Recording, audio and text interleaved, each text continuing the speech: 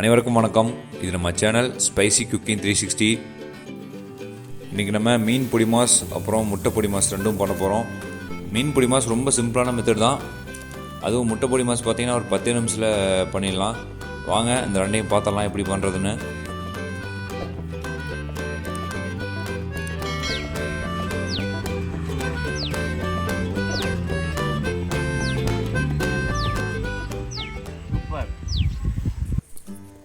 மீன் பொடி மாசுக்கு முள் ரொம்ப கம்மியாக இருக்க மீனாக பார்த்து வாங்கிக்கோங்க. இன்றைக்கி நம்ம பாறை மீனில் தான் செய்ய போகிறோம். ஏன்னா பாறை மீனில் முள் ரொம்ப கம்மியாக இருக்கும், அதனால் இதை செலக்ட் பண்ணியிருக்கோம்.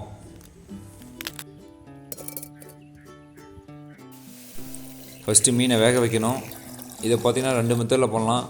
ஒன்று தண்ணியில் வேக வச்சு எடுக்கலாம், அப்படி இல்லையா இட்லி பாத்திரத்தில் வேக வச்சு எடுத்துக்கலாம். நம்ம பண்ணுற மெத்தடு தண்ணியில் வேக வச்சு எடுக்க போகிறோம். தண்ணியிலே உப்பு மஞ்சள் தூள் சேர்த்துக்கோங்க. சேர்த்து மீனை வேக வச்சு எடுத்துக்கலாம். நீங்கள் இட்லி பாத்திரத்தில் வச்சு வேக வைக்க போகிறீங்க அப்படின்னா நீங்கள் மஞ்சள் தூள் உப்பும் நேராக மீன் கூடயே சேர்த்து மேரினேட் பண்ணிக்கோங்க ஒரு 10 நிமிஷம். அதுக்கப்புறம் நீங்கள் இட்லி பாத்திரத்தில் வச்சு வேக வச்சுக்கலாம். நீங்கள் தண்ணியில் வேக வைக்கிற மெத்தடில் ஒரு 5 to 6 நிமிஷத்துலேயே மீன் நல்லா வெந்துடும். அதனால் 5 நிமிஷத்துக்கு மேலே நீங்கள் வேக வைக்கணும்னு அவசியம் கிடையாது. அதுவே நீங்கள் இட்லி பாத்திரத்தில் வேக வைக்கும்போது ஒரு 8 to 10 நிமிஷம் ஆகும். அதனால் நீங்கள் பண்ணுற மெத்தடுக்கு தகுந்த மாதிரி டைமிங்கை மாற்றிக்கோங்க.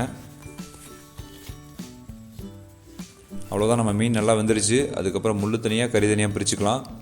நீங்கள் இப்படி பிரிக்கும்போது சின்ன சின்ன முள் அதிகமாக இருக்கும். அதை நீங்கள் கம்பல்சரி எடுத்தே ஆகணும். எடுக்கலைன்னா உங்களுக்கு என்னாகும், சாப்பிட்றப்போ அது தொண்டையில் மாட்ட வாய்ப்பு இருக்குது. அதனால் க்ளீனாக எடுத்துக்கோங்க.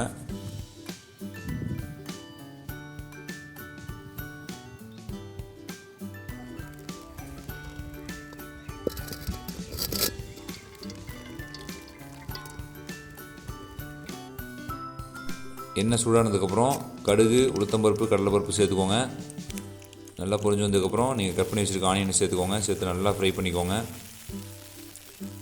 அடுத்து நம்ம சின்ன சின்னதாக கட் பண்ணி வச்சுருக்க பச்சை மிளகாயும் சேர்த்துக்கோங்க. சேர்த்துட்டு தேவையான அளவுக்கு கறிவேப்பிலை சேர்த்துக்கோங்க. சேர்த்துட்டு எல்லாத்தையும் நல்லா மிக்ஸ் பண்ணி விடுங்க. நல்லா வதக்கணும்.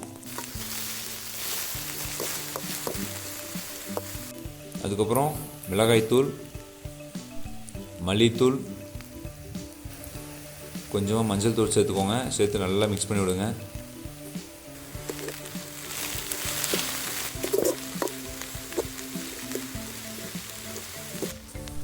அடுத்து கொஞ்சமாக சீரகத்தூள் சேர்த்துக்கோங்க.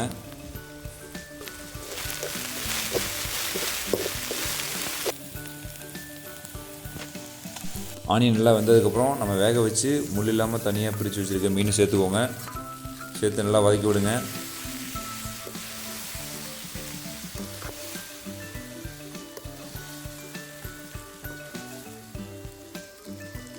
அடுத்து தேவையான அளவுக்கு உப்பு சேர்த்துக்கோங்க. உப்பு கொஞ்சமாக சேர்த்தா போதும், ஏன்னா நம்ம வேக வைக்கிறப்ப சேர்த்துருக்கோம்.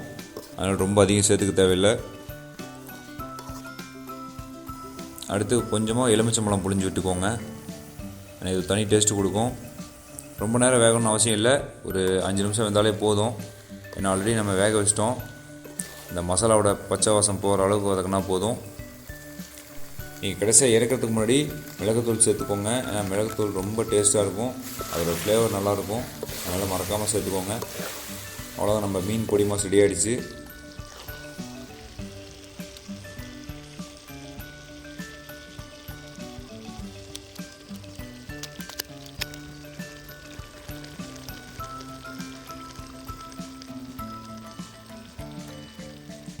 கடைசியாக மல்லித்தலை சேர்த்து இறக்கி வச்சுக்கோங்க. வாங்க அடுத்து முட்டை பொடி மாஸ் பார்த்துடலாம். கடுகு, உளுத்தம்பருப்பு, கடலைப்பருப்பு சேர்த்துட்டு வெங்காயம், பச்சை மிளகாய், கருவேப்பிலை சேர்த்து நல்லா வதக்கி விடுங்க. அதுக்கப்புறம் முட்டையை உடச்சி சேர்த்துக்கோங்க. சேர்த்து நல்லா பரட்டி விடுங்க. இதுக்கே ரொம்ப சிம்பிளான மெத்தடு முட்டை பொடி மாஸ் செய்கிறது. முட்டையை சேர்த்தாச்சு, நல்லா கிளறி விடுங்க. நீங்கள் அப்படியே விட்டிங்கன்னா கட்டியாயிரும். அதுக்கப்புறம் கொஞ்சமாக தூள் உப்பு சேர்த்துக்கோங்க. ஏன்னா கல் உப்பு சேர்த்திங்கன்னா சீக்கிரம் கரையாது. பாருங்கள், இந்த மாதிரி நல்லா பரட்டி விட்டுட்டு அதுக்கப்புறம் உங்களுக்கு தேவையான பொடியை சேர்த்துக்கோங்க. மிளகாய்த்தூள், அதுக்கப்புறம் கரம் மசாலா, சீரகத்தூள், சிக்கன் மசாலா, நீங்கள் எந்த பொடி வேணால் சேர்த்துக்கோங்க, மூக்கு பொடியை தவிர. நம்மக்கிட்ட இருக்க எல்லா பொடியும் சேர்த்தாச்சு.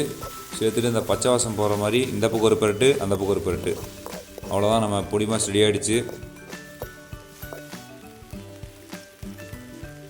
அவ்வளோதான், நம்ம முட்டை பொடி மாஸ் ரெடி ஆகிடுச்சு. பாருங்கள் எவ்வளோ சிம்பிளாகவும் ரொம்ப குயிக்காகவும் ரெடி பண்ணிட்டோம். நீங்களும் வீட்டில் ட்ரை பண்ணி பாருங்கள்.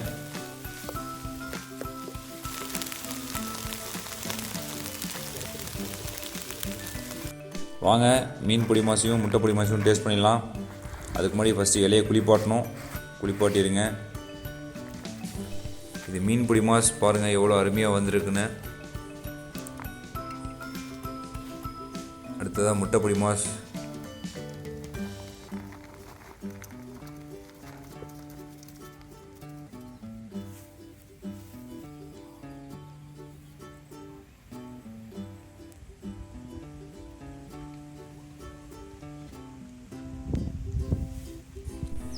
வாங்க சீக்கிரம், யாரும் வரத்துக்கு முன்னாடி நம்மளே சாப்பிட்றலாம்.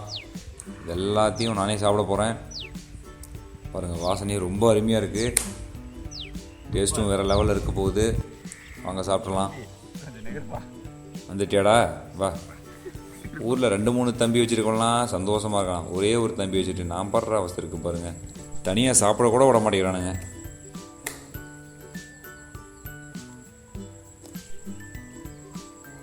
மீன் பொடி மாஸ்னால் மீன் பொடி மாஸ் தாங்க, வேறு லெவலில் வந்திருக்கு. நீங்களும் மறக்காமல் வீட்டில் ட்ரை பண்ணி பாருங்கள்.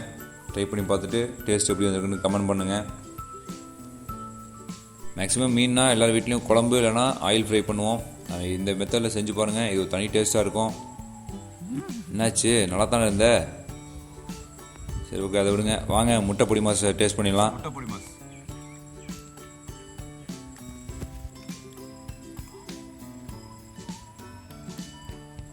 இது மட்டும் கை பெருசா போகுது. அதோட நல்லா இருக்கு.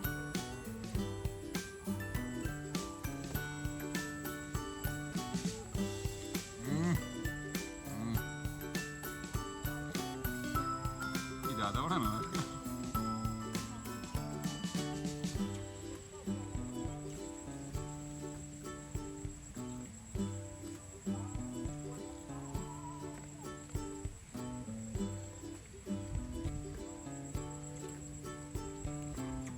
Look.